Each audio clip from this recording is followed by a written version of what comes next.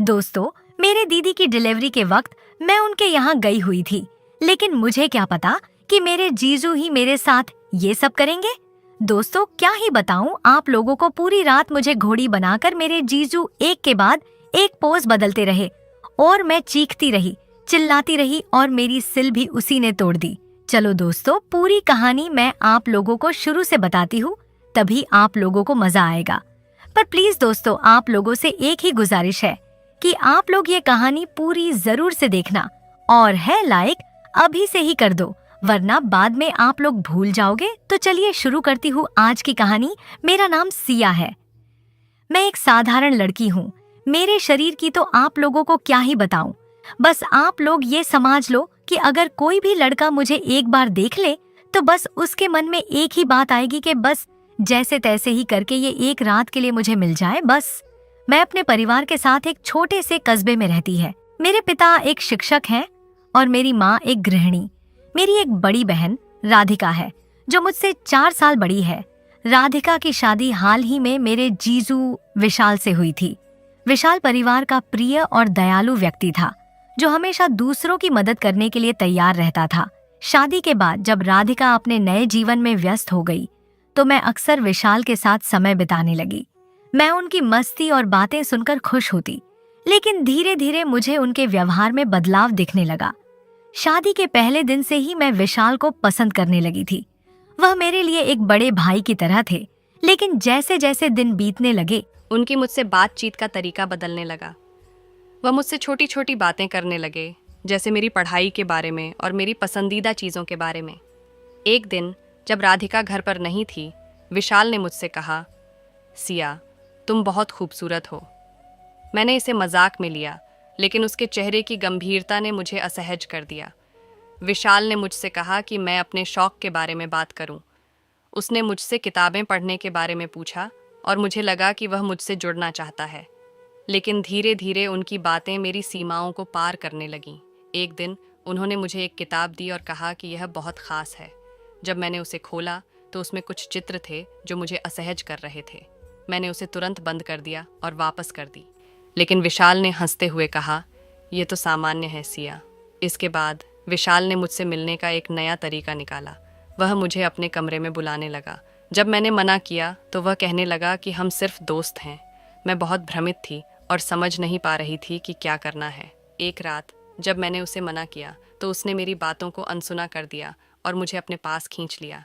मैं डर गई और चिल्लाई, लेकिन वह बस हंसकर बाहर चला गया। मेरे मन में डर और चिंता का समावेश होने लगा। मैंने अपने माता पिता को इस बारे में नहीं बताया, क्योंकि मुझे लगा कि वे मुझे नहीं समझेंगे, लेकिन मुझे राधिका को बताना चाहिए था। मैंने सोचा कि अगर वह जान गई तो शायद वह मुझे इस स्थिति से बाहर निकाल सकती है। एक दिन मैंने राधिका से बात करने की कोशिश की, लेकिन वह अपनी नई जिंदगी में इतनी व्यस्त थी कि मैंने उसे कुछ नहीं कहा। मेरा मन भारी हो गया और मैंने तय किया कि मुझे सब कुछ बताना होगा। मैंने एक दिन राधिका को सब बताने का निश्चय किया। मैंने उसे कहा, दीदी, मुझे आपसे कुछ महत्वपूर्ण बात करनी है। मैंने धीरे धीरे उसे सब कुछ बताया। वह शुरू में मुझ पर विश्वास नहीं कर पाई और सोचा कि मैं उसे परेशान कर रही हूँ, लेकिन जब मैंने उसे अपने अनुभव बताने शुरू किए तो उसके चेहरे पर चिंता की लकीरें दिखाई दीं। मैंने उसे विश्वास दिलाया कि मैं सच कह रही हूँ। अंततः राधिका ने मुझे वादा किया कि वह इस मामले को गंभीरता से लेगी। राधिका ने मुझसे कहा कि मुझे विशाल की हरकतें ध्यान से देखने के लिए कहा। मैंने कुछ दिनों तक उनकी गतिविधियों पर नज़र रखी। एक दिन जब राधिका घर पर थी, मैंने एक वीडियो बनाया जिसमें विशाल मुझे असहज कर रहा था।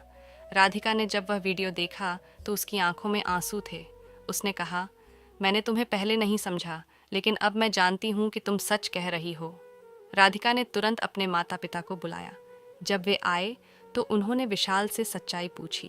विशाल ने झूठ बोला और कहा कि मैं गलत हूँ, लेकिन राधिका ने मेरा समर्थन किया और सबूत दिखाया। अंत में विशाल को अपनी गलती का एहसास हुआ। राधिका के माता पिता ने उसे घर से निकाल दिया और पुलिस में रिपोर्ट दर्ज करने का निर्णय लिया। पुलिस ने विशाल को गिरफ्तार कर लिया।